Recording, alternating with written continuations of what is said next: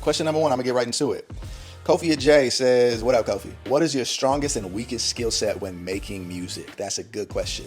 For those of y'all who don't write songs, this might sound a little bit redundant, but it's a thing to be like a lyrical songwriter. I know it's like songwriting lyrics, duh. A lot of people are not lyric people. A lot of times you'll have sessions where the session will start with someone getting into the booth and singing melodies that come to them without necessarily having lyrics or concept yet.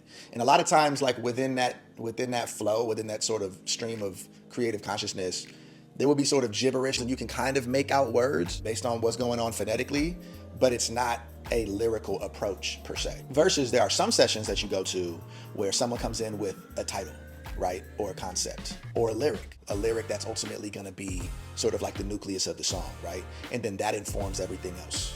So you're still doing top line melody, but the approach is different, right? It's like what you're saying is informing the rest of it. I say all this to say, I am a lyrical writer. I'm a rapper first. So I started off my whole music and songwriting journey as a rapper, meaning I'm a sucker for just like cool concepts and a literary device and wordplay and a rhyme scheme, right? So this is like my baseline approach to creativity and songwriting.